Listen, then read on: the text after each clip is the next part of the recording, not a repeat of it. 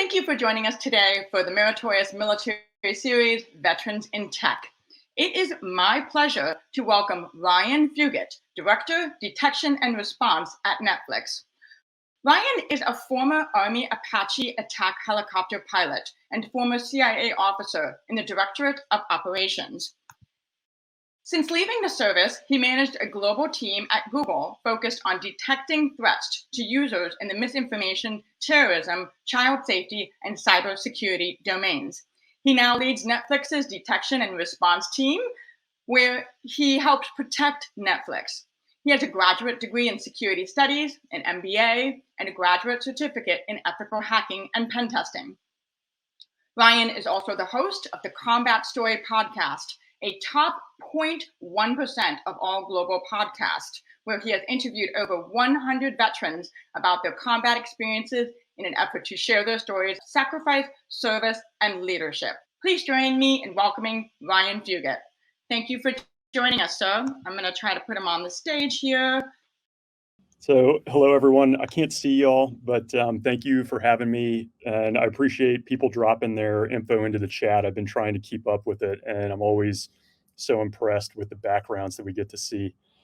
And I like, you won't hold the fact that I'm an Apache driver against me. So I appreciate that. Keep the chats coming. I'll take a look once we have a break as well.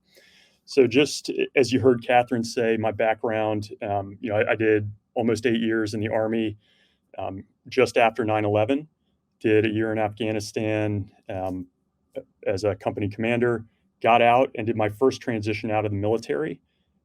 Spent 2 years and realized I was not done with the mission and still wanted to get back to it. So I went into the CIA, where I ran a variety of intel efforts and operations in US and abroad.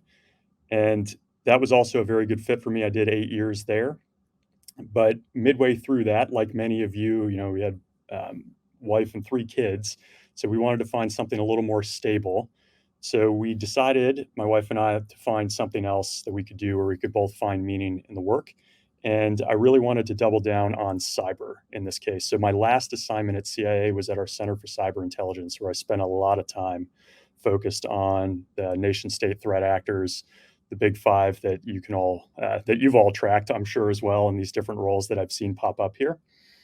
But that was kind of my really deep dive into cyber. I had always touched on it throughout my time at the agency, but that last tour that I did really kind of immersed me in that. I picked up some certifications along the way through SANS.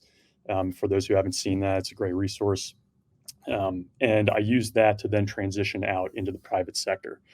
And this second career transition was a lot smoother than the first. I stayed connected to the veteran community, which, I mentioned this podcast as we started, but really just events like this, where the first time around I really disconnected and didn't stay in that community. So thank you all for being a part of this community. And I'm glad that you're doing it, because I missed that the first time around. So I transitioned out of government service and military over to Google, where I led this global team in the trust and safety space. So I know this is Vets in Tech. For those who haven't heard of trust and safety, I really encourage you to take a look. I feel like it's an industry where cyber was probably 25 years ago. That's where trust and safety is today, and it will only get more important. It's the part of the industry that's protecting users on the platform. So at Google, YouTube, as you can imagine, misinformation, cyber threat actors, child safety terrorists, a lot of the same bad actors we all fought against at one point in time, fighting against them again in just a different domain on a larger scale. So it won't come up in your cyber searches. It'll come up as trust and safety, and it's a very rewarding field, I've found. So I did a few years at Google leading a team there, and then just moved over a year ago here to Netflix to take on a role more in the cyber specific domain of detection and response. So we also have a trust and safety component, but that's not what my team works on. We're squarely protecting the company's data. So we've got threat intel team, we do detection engineering, incident response, and security operations. So kind of your bread and butter for those who have seen detection and response at different organizations. Heavy technical requirements in this side of the house. Some of the trends that we see here, and as you can imagine, for those who aren't quite familiar with detection and response, we're trying to stay one step ahead of bad actors. Can we predict what threats are coming next? Can we position ourselves to respond as quickly as possible? When we can't detect a threat, can we respond very quickly and minimize the risk to the company? Right? That's our whole job description, basically. So in that, as you look at trends within the industry, I don't know how many of y'all are familiar with Log4j, this huge vulnerability that hit last December. Those are the kinds of things that we're more concerned about. So underlying vulnerabilities in our software stack that we build applications on that are incredibly complex to both identify and then remediate because it touches so many different parts of the business. So in our space, that's really what we're worried about these days is what are those underlying software vulnerabilities? How do we detect them sooner and how do we respond faster? We're definitely in the space, particularly at Netflix, and I'll talk just a bit about the culture here because it influences this, but we're like any company, we're really trying to balance the trade-offs between speed and security. Netflix is a very open, transparent culture. They want to move quickly and everything they do is geared around that. And for people in the security space, you know that speed sometimes gives way to security weak points. So we're constantly trying to understand where the business is going so that we can build in the right detections, controls, and response capabilities so that we're not caught flat-footed when something does happen. So those are the things we tend to wrestle with quite a bit. The bad actors that are targeting us, very different from where I came from at Google. At Google, it had any bad actor on the planet is probably taking a shot at Google, right? You got nation states, terrorists, child predators. You see everything there. Netflix is a little bit different. You definitely have financially motivated actors. We have a very large subscriber base, a lot of sensitive data for users, payment information that is an attractive target for threat actors. And then occasionally we will see the nation state threats when we have some piece of content that might be a bit controversial.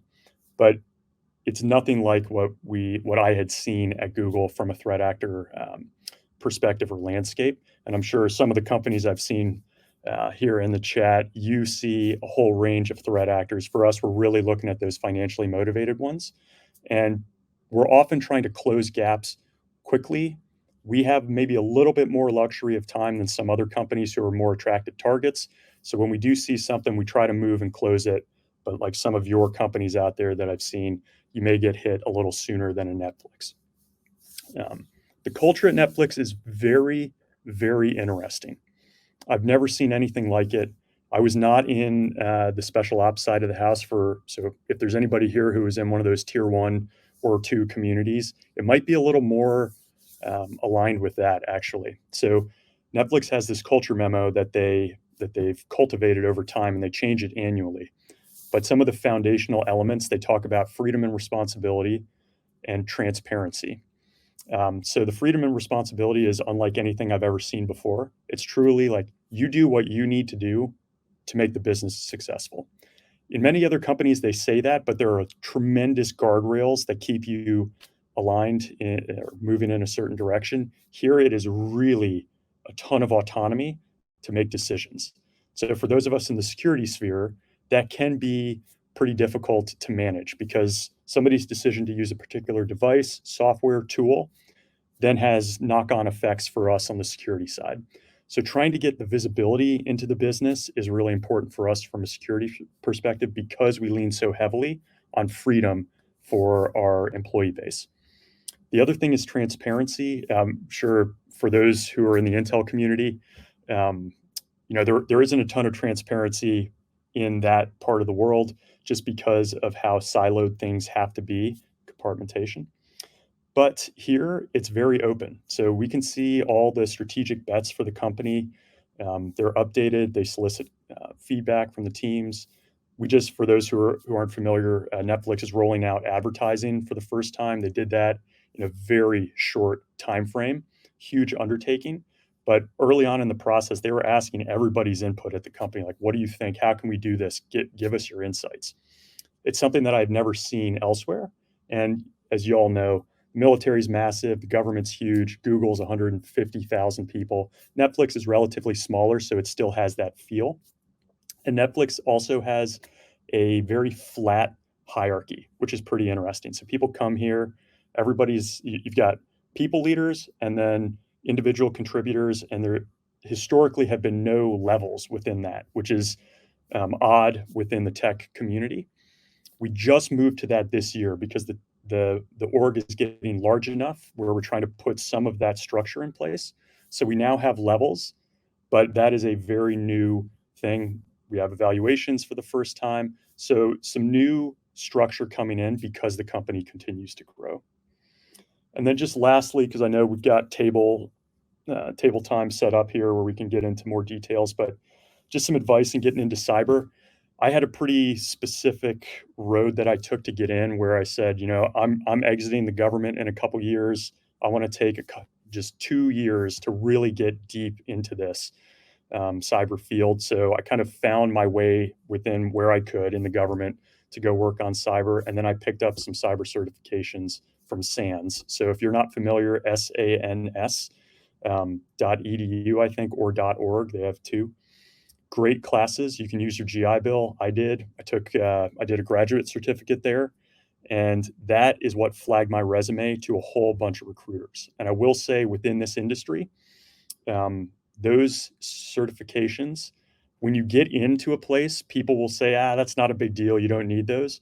But it does help surface your resume, and it shows you've got some of the basics down. So I would recommend doing that if you're coming in blind and want to get into cyber.